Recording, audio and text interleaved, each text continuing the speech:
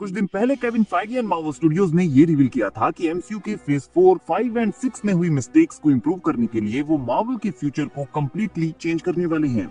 उन्होंने ये भी एडमिट किया है कि एवेंजर्स एंड गेम के बाद से उनके स्ट्रेटजी में काफी सारे फ्लॉज आए हैं। द वॉल स्ट्रीट जर्नल ने ये पूरा आर्टिकल शेयर किया है कि कैसे Kevin Feige and Marvel studios finally इस बात को समझ चुके हैं कि उन्होंने एंड गेम के बाद से बहुत ज्यादा कंटेंट बनाया है। शोज एंड मूवीज को एक साथ कनेक्ट किया गया है, जिस वजह से मार्वल को न्यू फैंस नहीं मिल पाए हैं, क्योंकि उन्हें आइडिया ही नहीं है कि एमसीयू के न्यू प्रोजेक्ट में कौन सी स्टोरी चल रही है। Because everything feels like homework and इसीलिए Kevin Feige and Marvel Studios इन सारी मिस्टेक्स को इम्प्रूव करने वाले हैं। एंड नाउ डिज्नी के सीईओ बॉब आइगर ने मार्वल के न्यू प्लान्स के बारे में बात की है कि एमसीयू के फ्यूचर प्रोजेक्ट्स के लिए उनकी क्या स्ट्रेटजी होने वाली है। एंड ये आर्टिकल शेयर किया है वैरायटी ने, जिसका टाइटल है बॉब आइगर का कहना है कि थंडरबोल्ट्स मार्वल की न्यू मूवी स्ट्रेटजी का फर्स्ट एंड बेस्ट एग्जांपल है। हमने बहुत ज्यादा कंटेंट बनाने के चक्कर में अपना फोकस खो दिया था।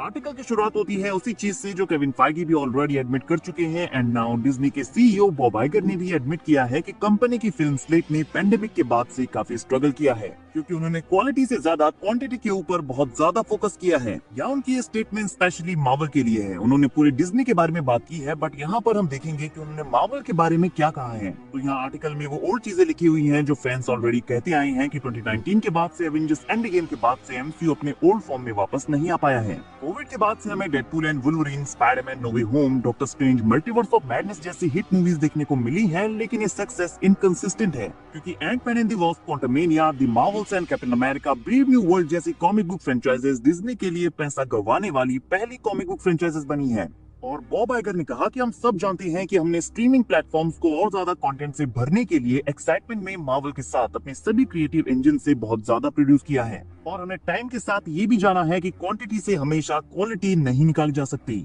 और मैं फ्रेंकली ये सब एडमिट करता हूँ कि बहुत ज्यादा कंटेंट बनाने के चक्कर में हमने अपना फोकस खो दिया था। बट नाउ हम क्वालिटी के ऊपर फोकस करने वाले हैं, और इसका पहला और बेस्ट एग्जांपल है Thunderbolts. And I feel very good about this movie. The wall street journal के आर्टिकल में ये स्टेट किया गया था कि केविन फाइगी ने multiple movies and multiple shows में एक साथ काम करने की वजह से किसी भी एक चीज के ऊपर से फोकस करना छोड़ दिया था। So maybe Marvel television के new head Brad Winderbaum TV shows के अब सारे बड़े फैसले लेंगे।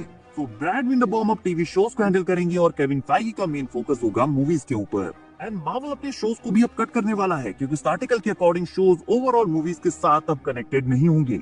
तो मार्वल अब ऐसे शोज बनाने वाला है जिन्हें जानने के लिए, जिन्हें देखने के लिए आपको मार्वल के पास्ट नॉलेज की जरूरत नहीं होगी, अनलेस कि किसी शो का सीजन 2 हो। उसके अलावा आपको स्टोरी जानने के लिए किसी प्रीवियस शो या मूवी को देखने की जरूरत नहीं होगी। सो 2026 से हर साल ओनली 1 या 2 टीवी शोज आने वाले हैं जिन्हें ब्रैड विंडरबॉम हैंडल करेंगे, और हर साल 3 मार्वल मूवीज जो आएंगी उन्हें केविन फाइगी देखेंगे। हालांकि केविन फाइगी पूरे मार्वल के हेड हैं, मूवीज एंड शोज उनके अंदर आती हैं, but bread Winderbaum TV shows वाले पोर्शन को हैंडल कर सकते हैं। एंड टीवी शोज में मार्वल ने ये काम ऑलरेडी शुरू कर दिया है। लोकी सीजन 2 के बाद से कोई भी टीवी शो मार्वल की मूवीज से कनेक्टेड नहीं है। एंड नाउ मूवीज में थंडरबोल्ट्स उनकी न्यू क्वालिटी का पहला एग्जांपल थी। एंड गाइस, हमें ये मानना होगा कि थंडरबोल्ट जैसा इंटरेस्टिंग एंड एक्साइटिंग प्रोजेक्ट हमें मार्वल से बहुत टाइम बाद देखने को मिला है।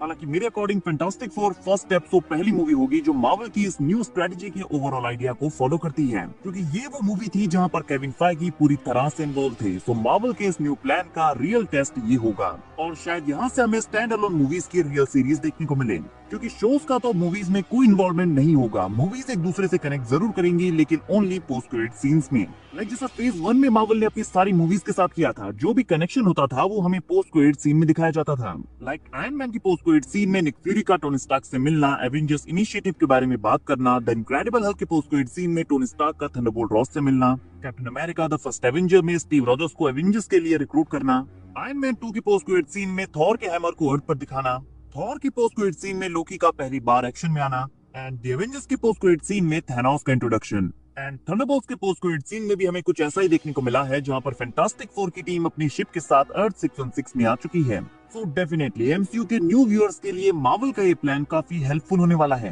क्योंकि इन्फिनिटी सागा में मार्वल की कोई सी भी मूवी नेटफ्लिक्स शोज के साथ कनेक्टेड नहीं थी, इसीलिए इन्फिनिटी सागा मार्वल का पीक था। और अगर मार्वल इस प्लान को फॉलो करने वाला है तो हमें moon night, Daredevil and Punisher जैसे हीरो शायद टीवी शो से बाहर मूवीज में देखने को कभी ना मिले। एंड सोच कर लगता है कि ये चीज थोड़ी सी सैड भी है, but it is what it is. Now guys, आप बताइए मार्वल ने अपने फ्यूचर प्रोजेक्ट्स के लिए जो ये न्यू स्ट्रेटजी बनाई है वो आपको कितनी पसंद आई? क्या ये प्लान एक्चुअल में मार्वल एंड डिज्नी को फायदा देने वाला है? वीडियो अगर अच्छी लगी हो तो वीडियो को लाइक और चैनल को सब्सक्राइब करना ना भूलें, बिकॉज ऐसी अमेजिंग वीडियोस हम डेली लाते रहते हैं।